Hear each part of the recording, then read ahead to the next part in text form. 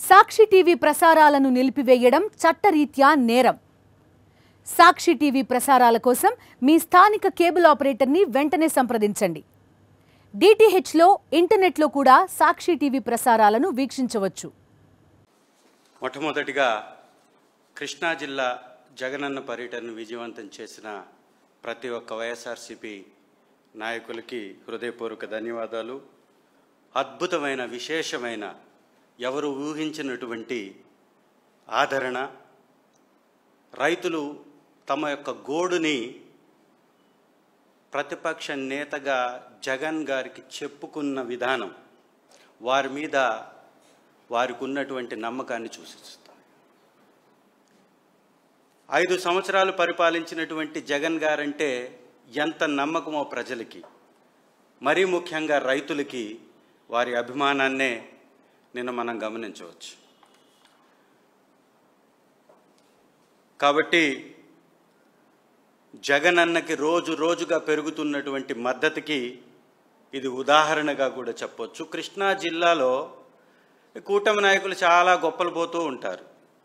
ఇది మా అడ్డ, మాకు ఇక్కడ బలమైనటువంటి ఓట్ బ్యాంక్ ఉందని చెప్పుకుంటూ ఉంటారు. ఎక్కడికి పోయింది ఆయన ఓట్ బ్యాంక్? చల్లా చెదురైపోతున్నటువంటి కూటమి కలలు, పటాపంచలవుతున్నటువంటి వాళ్ళు కట్టుకున్నటువంటి ఊహా ప్రపంచం. ప్రజలు అల్లాడిపోతూ ఉంటే, పండించినటువంటి పంట అకాల వర్షాలకు కొట్టుకుపోతే దాన్ని పర్యవేక్షించి, పరీక్షించి, లెక్కించి ఆ రైతుల్ని ఆదుకొని వారికి బాసటగా నిలవాల్సినటువంటి ముఖ్యమంత్రి గారు విదేశీ పర్యటనలకు వెళ్తారా? నిజంగా విదేశీ పర్యటనకు వెళ్ళడానికి ఇంకా సమయం లేదా? ఏ స్పెషల్ ఫ్లైట్లు వేసుకొని హైదరాబాద్కు తిరిగే ఖర్చుల కన్నా టికెట్లు క్యాన్సిల్ అయితే ఎక్కువ అవుతాయా? 100 సార్లు స్పెషల్ ఫ్లైట్లు వేసుకొని హైదరాబాద్కు తిరుగుతున్నారు కదా, అంతకంటే ఎక్కువ ఖర్చు అవుతుందా డేట్లు మార్చుకుంటే? అంటే ఈ రాష్ట్ర ప్రజలన్నా, రైతులన్నా వారికి ఎంత చిన్న చూపో చెప్పడానికి ఇది ఒక ఉదాహరణ. తండ్రి కొడుకులు భలే సరిపోయారు, జోడెద్దులు ఇద్దరు కూడా. ప్రచారం పీక్స్లో చేసుకుంటారు, వ్యవహారం మాత్రం ఏమాత్రం ఊహించిన దానికన్నా ఎలాగూ వీళ్ళు చెయ్యరని అందరూ ఊహిస్తూనే ఉంటారు. ప్రచారం తప్ప చేసేదేముండదని అందరికీ తెలుసు. అయినా ఇంత నిర్లక్ష్యంగా వ్యవహరిస్తారని ఎవ్వరు కూడా ఊహించుండరు. తండ్రి ఏమో విదేశాల్లో తిరుగుతుంటే కొడుకేమో క్రికెట్ చూడడానికి ముంబై వెళ్తాడు. మీ ఇంట్లో టీవీ లేదా? టీవీలో ఆడే ఆట కనపడదా, వినపడదా? మహిళలంటే నాకు చాలా గౌరవం చెప్తున్నారు లోకేష్ గారు. ఎంత వింత మాటలు మాట్లాడుతున్నారు లోకేష్ గారు. మహిళలంటే మీకు గౌరవం అయితే మహిళలకు ఇచ్చినటువంటి మాట ఏమైంది? మహాశక్తి పథకం ఏమైంది? ఇచ్చావా? ఆదుకున్నావా? వారిని గౌరవించావా? వారి కుటుంబాల వైపు చూసావా? వారు పడుతున్నటువంటి కష్టాన్ని గమనించావా? వారి కుటుంబాలకు ఇవ్వాల్సినటువంటి సహాయాన్ని చేసావా? తుఫాన్లో అల్లాడుతుంటే ఆడబిడ్డలు నువ్వు వెళ్ళి క్రికెట్ చూస్తావా? ఏమండి, ఇంత దుర్మార్గం ఉంటుందా ఎక్కడన్నా?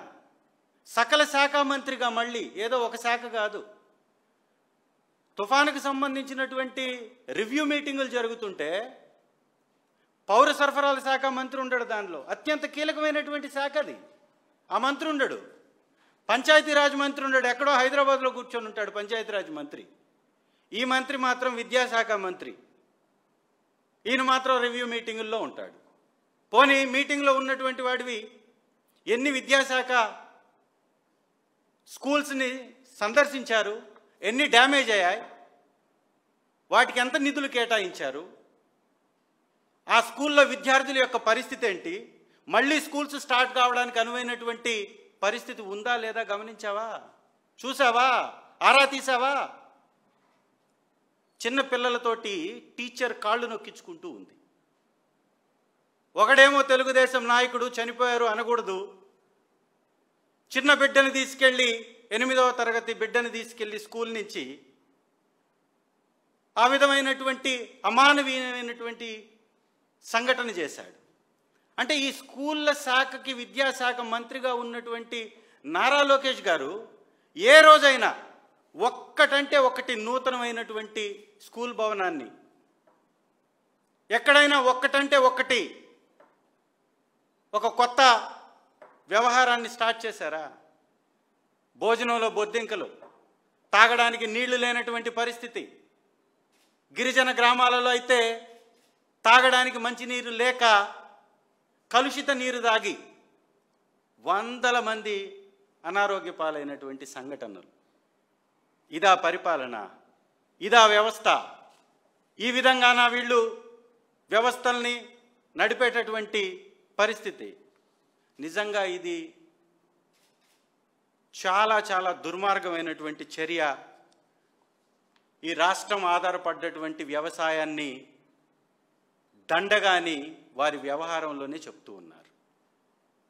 గతంలో పండించినటువంటి పంటకు మద్దతు ఇవ్వాల, ఇప్పుడు పండించే పంట కొట్టకపోతూ ఉంటే మద్దతుగా నిలబడట్లేదు. ఉచిత బీమా దాదాపుగా 70 లక్షల మంది రైతులకి వైఎస్ఆర్ కాంగ్రెస్ పార్టీ హయాంలో 84 లక్షల మంది రైతులకి 70 లక్షల ఎకరాలకి ఉచిత బీమా ప్రభుత్వం కల్పించడం వలన 7,800 కోట్ల రూపాయలు పంటకి బీమా వచ్చింది. ఇవాళ బీమాలు లేవు, నష్టపోయినటువంటి రైతును ఆదుకునేటటువంటి పరిస్థితి లేదు. వారం వ్యవధి గడిచిపోయినా కూడా ఏమి వారికి చెల్లించబోతున్నారు, ఎంత నష్టం జరిగింది, ఎంతవరకు నష్టపరిహారం ఇస్తున్నారు, ఇలాంటివి ఏమన్నా జరుగుతున్నాయా? ఎక్కడన్నా ఆలోచనలో ఉందా ప్రభుత్వం? పవన్ కళ్యాణ్ గారు ప్యాంట్ పైకి ఎగ్గట్టి 3 ఫోటోలకు పోజులు ఇచ్చేసి ముచ్చటగా వెళ్ళి 3వ రోజు హైదరాబాద్లో కూర్చున్నాడు. ఈయనేమో లండన్ వెళ్ళిపోయాడు. ఆయన ఎక్కడున్నాడో తెలియదు. పేరుకు 3 నాయకులు.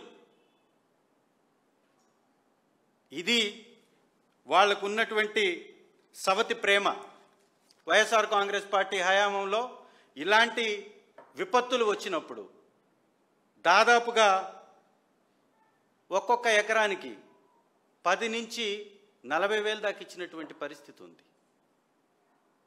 అక్కడ ఉన్నటువంటి నష్టాన్ని లెక్కించడానికి సచివాలయ వ్యవస్థ ఉపయోగపడింది, వాలంటరీ వ్యవస్థ ఉపయోగపడింది. ఇప్పుడు ఎవరున్నారు?